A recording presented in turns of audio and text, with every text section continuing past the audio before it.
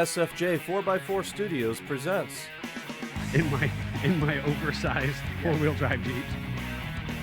a Jeep podcast starring industry experts. Pure monosity. What? Say that again. With mad scientist Scott Brown, Use my drill press as a sort of lathe. our host Neil Simpson, If one light goes out, they all go out. filled with shenanigans. We are really professional with Jeeps.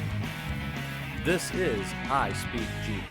Good morning. This is Jeff with SFJ 4x4, starting it off with a train wreck of a day because we lost Neil.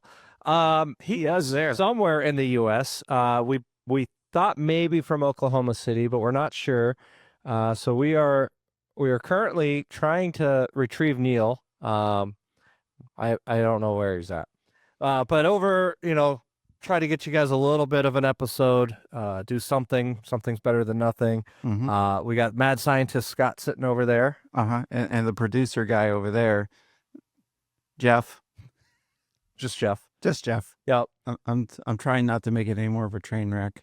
Well, in the comments here, we've got Nate saying good morning, Daddy Jeep saying morning, guys, and Jeannie saying good morning. Hope you all had a great weekend. And we got Joe O'Brien saying good morning.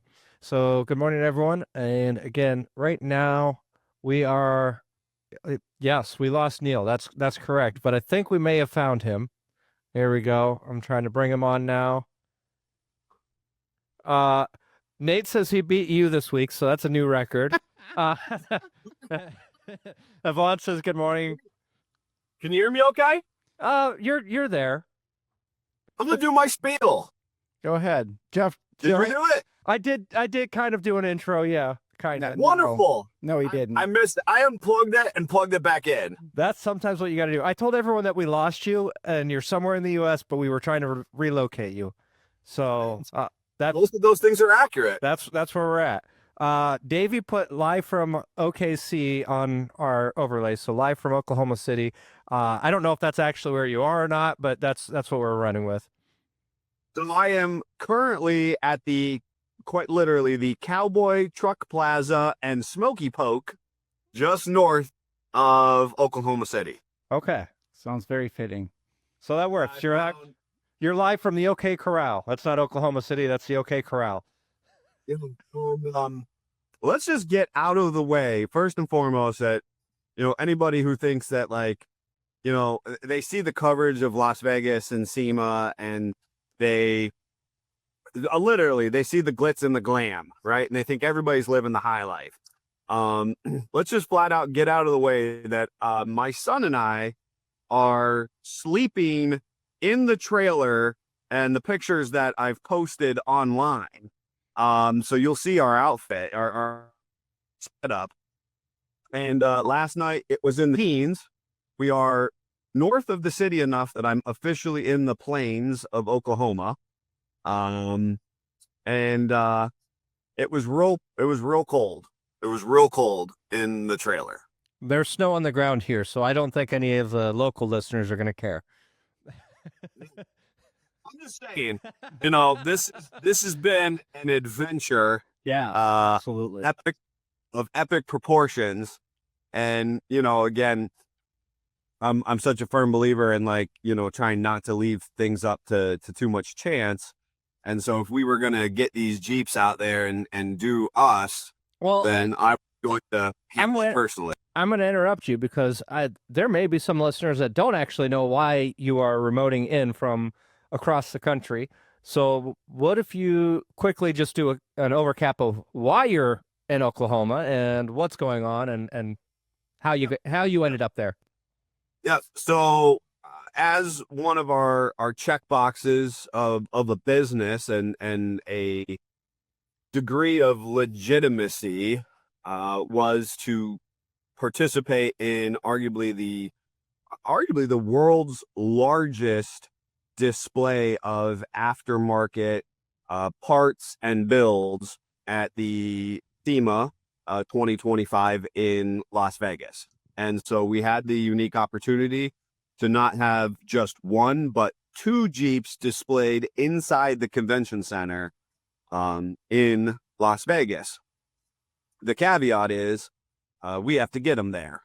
And so most people know listening that not only, among the many hats that I wear, I am a loving and frustrated truck driver. And I'm a firm believer in when you have something like this that has to be done, you have to do it yourself. So we're pushing just under 2 weeks ago. About 2 weeks ago, my son and I loaded up in our International 4900 and wedge trailer, both Jeeps strapped for good, and headed out 4 days there, 5 days on the ground, 6 days on the ground, and 4 days back travel. The truck sucks in the mountains, like real bad. How was Flagstaff? So I actually practiced saying the name of the mountain range, Jeff, and it is Wallapai, the Wallapai mountain range. Okay. And it is about it's just under an authentic 100 miles of rolling mountains to then high mountains, where you climb to about 7,300 plus feet above sea level. And it is the Wallapai mountain range, which is what you and I were looking at on the map. And honest to Pete, I actually believe that the roads and Vegas off of 95 onto, I think it was 40 or 44, are probably the worst roads in the entire U.S. I used to say that about I-86 in southern New York until they paved it. It took me like 6 hours the other day to go about 3 hours worth of travel time in a normal vehicle. I was white knuckling the truck steering wheel, and the load was all over the place because I just simply have never encountered so terrible of roads. Man, I'm so glad I sent you on that route. Listen, you and I, first of all, this route, and the objective of today is basically to prime people to tune in next week, right? Where we do a reveal all or tell all, and we try to, kind of be able to kind of compartmentalize all the thoughts of what SEMA looked like from our professional perspective. Well, that, and hopefully have a much clearer transmission. Imagine. Correct. I couldn't imagine going through the Rockies in this setup. I wouldn't have been able to do it. There were absolutely times where I was running through that mountain range, and I'm doing 27 miles per hour uphill. Believe me, I'm not making friends on the highway. Now, everybody loves the Jeeps. They drive by, their instructors are honking, people are waving, they drive by the cameras. We're so slow, or is it because of the cool Jeeps? Well, there could be a little bit of both. I could be on some rip burn. I don't know about right now. What kind of waving? What kind of waving were they doing? Was it a certain sign language, or was it? Were you number one the whole time? Come on now. You were number one the whole time. It was huge. I'm number one. So in the comments here, Nate said he can attest that it's a long drive. He didn't have a trailer and definitely doesn't envy your drive, although there's some amazing views. And I would agree with that, Nate. That's absolutely the case. And I also don't envy you going with the trailer. Charles said Louisiana roads are the worst. And Diana said, happy Monday. This time of year is brutal for driving that route. It was interesting. I gotta tell you, folks. I mean, I encourage people to jump on my personal social pages. I've got updates from the show. I've got updates in a personal capacity. From what some of the roadside attractions my kid and I have gotten ourselves into. We've been We've done some mild hiking. We've tried to do all like the free kitschy roadside attractions that make sense to get the big truck and trailer off of. And with that said, we are just every day I'm putting in. I think my shortest drive days are like 10 hours at this point. You know, the truck and trailer, I'm doing about 60 to 62 on average. That's like 1990, mile per hour anymore. Yeah. Right. And like nobody travels that slow, but it's the nature of like trying not to. Listen, this truck was not built for over the road. It was built for regional stuff, and we're living out of it. We're living out of the truck. We're living out of the trailer when we're on the road. This was a team effort, from you guys at home keeping the shop open and lots of people asking about you, to, Greg and Davey, hoofing it everywhere hoofing it everywhere in Las Vegas and coming up with creative plans to, do whatever, be in all the places and do the things and feed ourselves. And so it's been an amazing adventure so far and a huge, huge team effort. So I thank you guys for all that. And hopefully the people, our listeners at home, our followers online, our customers have really enjoyed seeing the coverage that we were able to offer firsthand because of this trip, Yeah. So I think that, within reason, unless there's anything too particular you want to cover, Well, I think we leave it there. what is your estimated time to back home? Well, and I think you cut out. I think we lost Neil again. You broke him. So, Oh, there he is. I think I've got, it's only be a What's that? cliffhanger. It keeps freezing up on you. Go ahead and try again. you know what it is? It's because I'm getting text messages and calls and all this kind of stuff in on my phone. I don't think it's the signal as bad as it is. I should have put do not disturb or something on. I bet that would have helped. The GPS says that we have 16 hours. And in normal experience, it might only take 16 hours. Right. But you're talking 20 hours in that truck. That's my concern. That's my concern. Well, it's okay because not that it's any rush for you to get home or anything, but in an effort to conserve funding and make it the most affordable trip we could, Davey did pack his bags with your truck, and instead of taking him on the plane, and that is where his memory devices are. So all the footage from SEMA are in the truck. They contacted me as they're getting on the plane. As they're getting on the plane. Because his truck keys. Yeah. With how they got to Pittsburgh to get on the plane in the first place. Davey's truck keys are in the bag, and I thought to myself, I bet you all of his footage that he's supposed to be back working on is on that bag as well. Yep. Sure is. We're really good with Jeeps, people. We're good with Jeeps. We don't just do this for your entertainment, though you do benefit from it. We mean well. What we get ourselves into is real. Yes. We mean so well.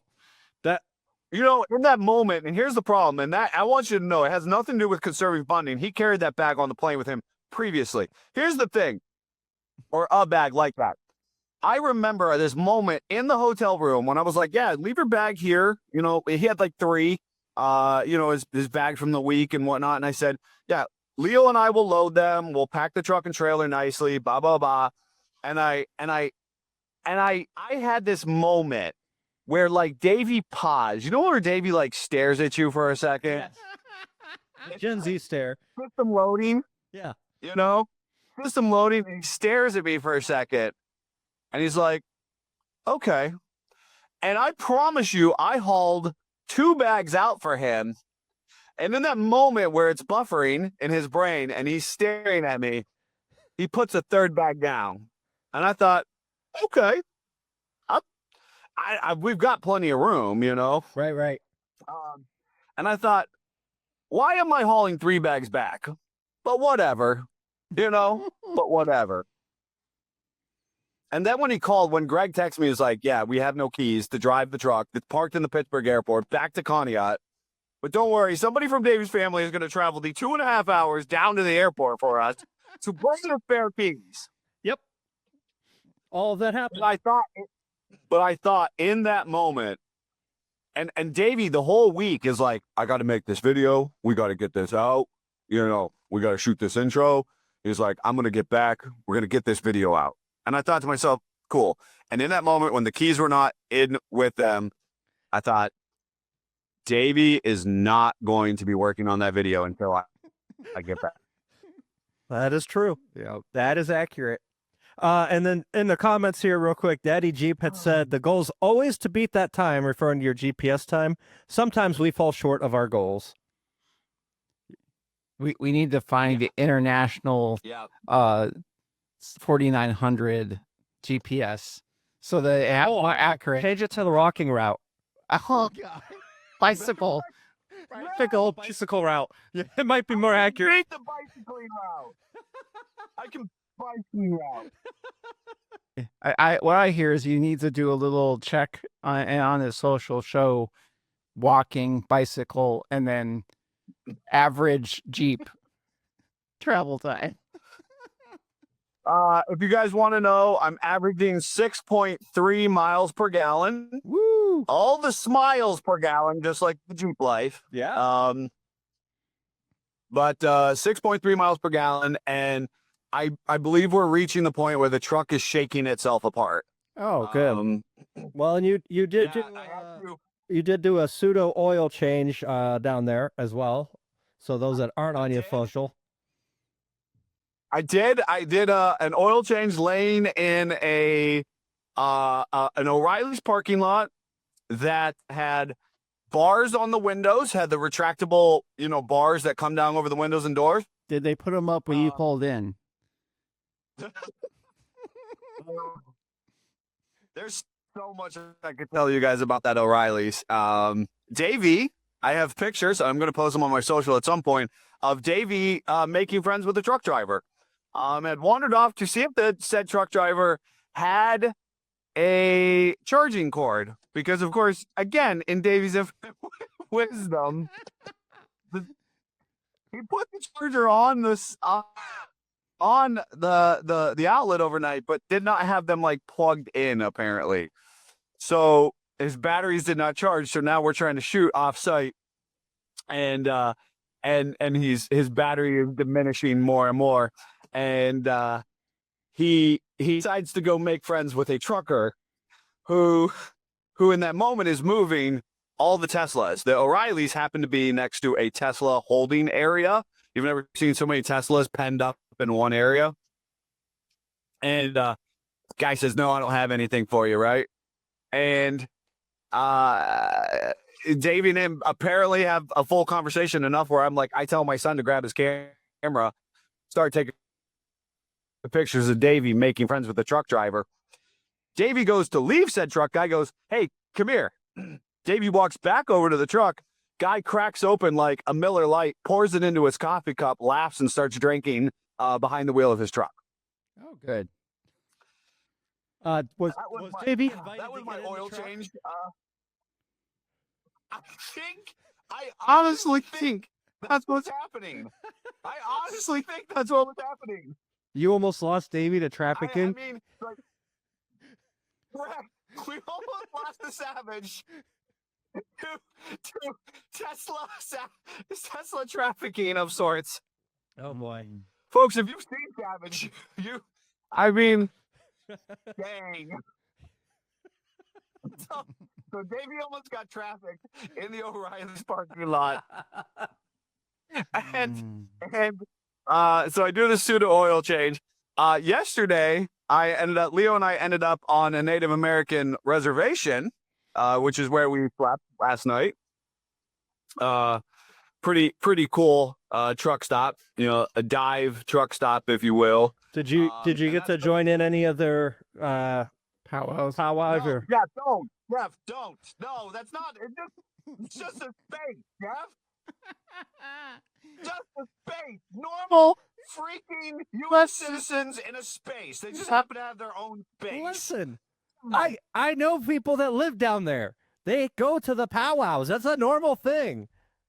There's not a powwow on a Sunday night in random Arizona or New Mexico. I bet you there is. You just don't know where to look.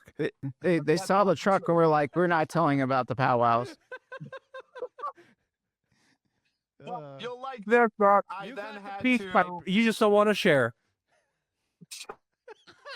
He's dying.